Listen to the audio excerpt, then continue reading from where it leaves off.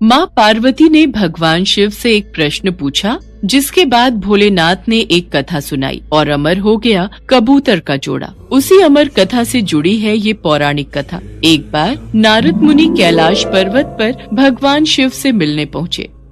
नारायण नारायण, प्रणाम माते। आइए देवर्षि नारद, कैसे आना हुआ? माते, मैं तो भगवान शिव और आपके दर्शन करने आया हूँ, पर महादेव कहीं दिखाई नहीं दे रहे। वे तो भ्रमण के लिए गए हैं, कुछ देर में लौटेंगे।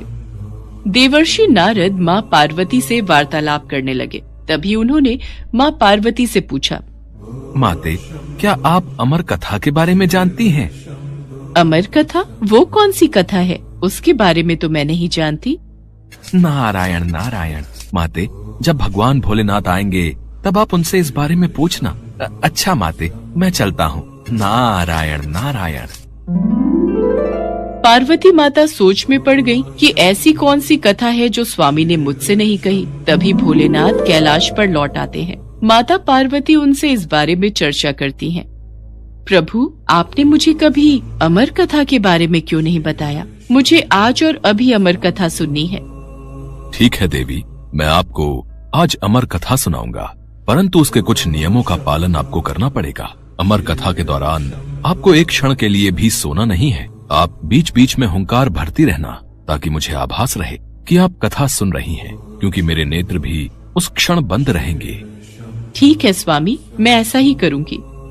भगवान शंकर ने माता पार्वती से एकांत और गुप्त स्थान पर अमर कथा सुनने को कहा, जिससे कि अमर कथा कोई अन्य जीव न सुन पाए, क्योंकि जो कोई भी इस अमर कथा को सुन लेता है वो अमर हो जाता। इसके पश्चात शिवजी देवी पार्वती को अमर कथा कहने एक गुफा में ले गए। पुराणों में कहा जाता है, शिवजी ने देवी पार्वती को अमरनाथ की गुफा में अपनी साधना की अमर कथा सुनाई थी, जिसे हम अमृतत्व कहते हैं। प्रचलित कथा के अनुसार भगवान भोलेनाथ ने अपनी सवारी नंदी को पहलगाम पर छोड़ दिया, जटाओं से चंद्रमा को चंदनवाड़ी में अलग कर दिया और गंगा जी को पंचतरणी में तथा कंठाभूषण सर्पों को शेषनाग पर छोड़ दिया। इस प्रकार इस पड़ाव का नाम शेषनाग पड़ा। अगला पड़ाव गणेश पड़ता है। इस स्थान पर भोलेनाथ ने अपने पुत्र गणेश को भी छोड़ दिया था, जिसको महागुणा का पर्वत भी कहा जाता है। पिस्सू घाटी में पिस्सू नामक कीड़े को भी त्याग दिया। इस प्रकार महादेव ने जीवनदायिनी पांचों तत्वों को भी अपने से अलग कर दिया। इसके बाद माँ पार्वती सहित उन्होंने गुप्त गुफा में प्रवेश किया और अमर कथा माँ पार्वती को सुनाने लगे।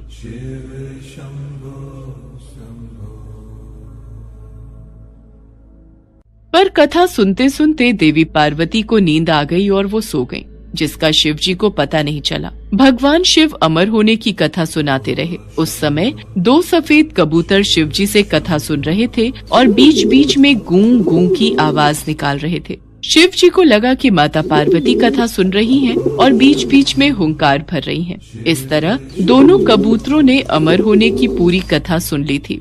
कथा समाप्त होने पर शिवजी का ध्यान देवी पार्वती की ओर गया, जो सो रही थी।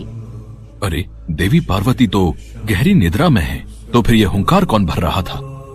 अचानक महादेव की दृष्टि अमर कथा को सुनते उन कबूतरों पर पड़ी, तो वे क्रोधित हो गए और उन्हें मारने के लिए आगे बढ़े। मेरे क्रोध से तुम दोनों को कोई नहीं बचा सकता, तुम्हें इसका दंड अवश्य मिलेगा।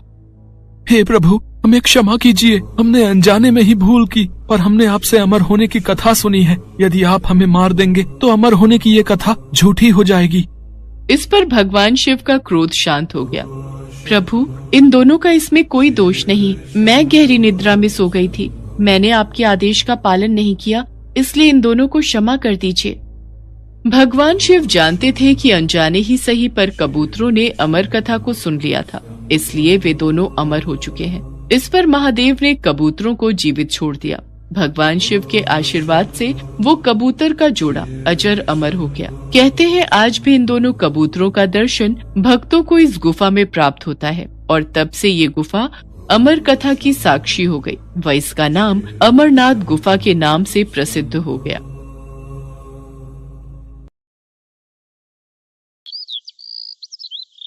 एक बार माँ पार्वती कैलाश पर भ्रमण कर रही थी। तभी उनकी नजर पृथ्वी लोक पर पड़ी। सेठ जी, ये माल गाड़ी में से उतार दिया है। ये ले, तेरे आज की कमाई के 200 रुपए। पूरा दिन मेहनत करके सिर्फ ये 200 रुपए ही कमाई हुई है। अब इसमें से 50 रुपए दूध के, 50 रुपए सब्जी के, बाकी बचे 100 रुपए जो पूरे 3 दिन चलाने हैं। ये हो गए पूरे 50,000 रुपए। इन्हें तिजोरी में रख देता हूँ। नहीं भैया, ये बहुत महंगी साड़ी है, कोई सस्ती सी दिखा दो। हाँ, ये 150 रुपए वाली ठीक है। भैया, ये तीनों साड़ी पैक कर दो। ये लो 5,000 रुपए। माँ पार्वती गरीब और अमीर दोनों को देख रही थी। आखिर जिसे जो चाहिए उसे मिलता नहीं, और जिसके पास पहले से हो उसे और मिल जाता है। इस प्रश्न का उत्तर तो महादेव ही दे सकते हैं। धरती का ये नजारा देखकर माँ पार्वती भगवान शंकर के पास जाती है। महादेव, मैंने देखा है कि धरती पर जो व्यक्ति पहले से ही गरीब और दुखी है उसे और ज्यादा दुख मिलता है, और जो सुख में है आप उसे दुख नहीं देते। ऐसा क्यों? भगवान, ये आपकी कौन सी लीला है? देवी पार्वती, इस बात का उत्तर जानने के लिए आपको हमारे साथ धरती पर चलकर वहां के प्राणियों का हाल चाल जानना होगा। वहीं इस प्रश्न का उत्तर आपको प्राप्त होगा। भगवान शिव के कहे अनुसार कुछ समय बाद माँ पार्वती उनके साथ मृत्युलोक में प्राणियों का हालचाल जानने के लिए चल पड़ी। तभी रास्ते में उन्हें एक गरीब पति पत्नी जाते दिखाई दिए। और मिला, कुछ समझ नहीं